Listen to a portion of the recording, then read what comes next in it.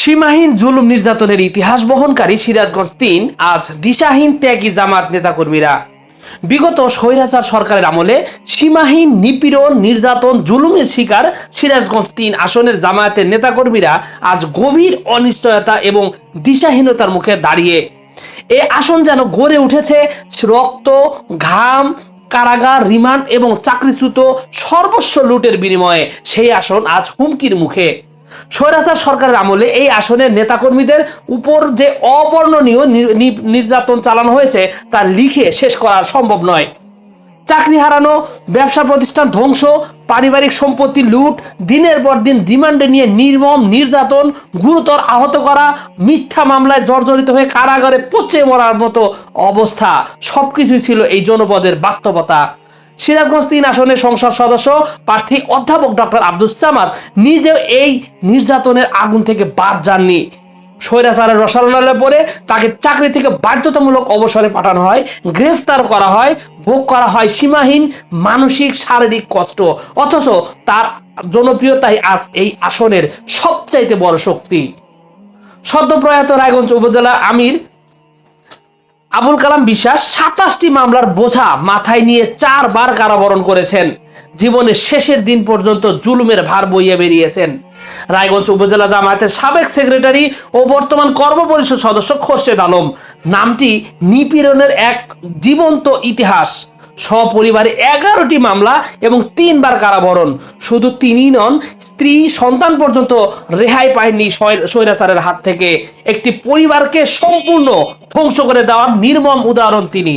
রায়গঞ্জ উপজেলার প্রবীণতম কিংবদন্তি নেতা বর্তমান আমির আলী মর্তুজা ৯টি মামলা ও ১ বার কারাবন্দী।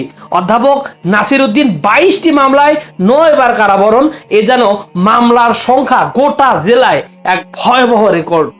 ভয়াবহ জুলুমের নির্যাতন হয়েছেন রায়গঞ্জ উপজেলা জামায়াতের secretary S M Mansur Ali.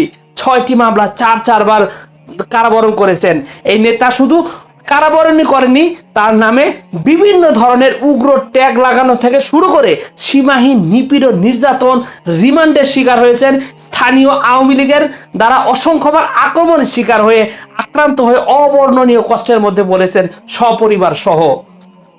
Raiganj উপজেলা শ্রমিক কল্যাণ ফেডারেশনের সভাপতি ও সাবেক শিবির সেক্রেটারি ডক্টর কামরুল ৪ বার কারাবন্দী ৬টি মামলায়। তার ব্যবসা প্রতিষ্ঠান সম্পূর্ণ ধ্বংস করে দেওয়া হয়। অসুস্থ মা বাবাকে বাড়িতে রেখে তাকে পুলিশে ধরিয়ে দেয় স্থানীয় আওয়ামী লীগের নেতারা।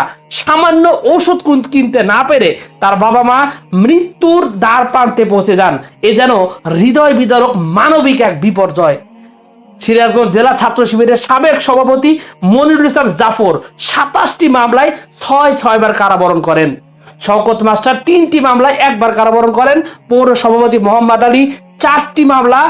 রায়গঞ্জ উপজেলা কর্মপরিষদ সদস্য মোহাম্মদ সুমন ৩ বার কারাবরণ করেন। কর্মপরিষদ সদস্য মাওলানা জাকারিয়া 3টি মামলা। ইউনিয়ন সেক্রেটারি নাজমুল 3টি মামলা।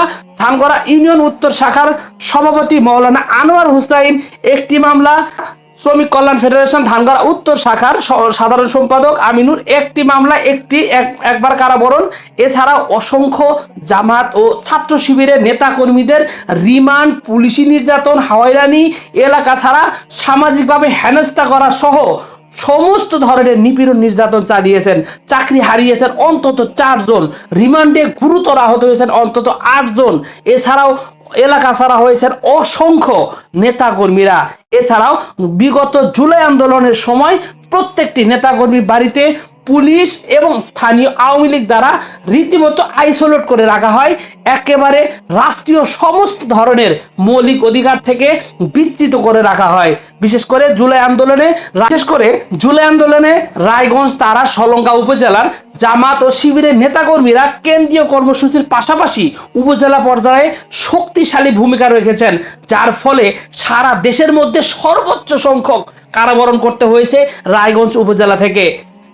হাসিনা পতনের আন্দোলনের এই জনপদের ত্যাগ ইতিহাসের স্বর্ণ অক্ষরে লেখা থাকবে।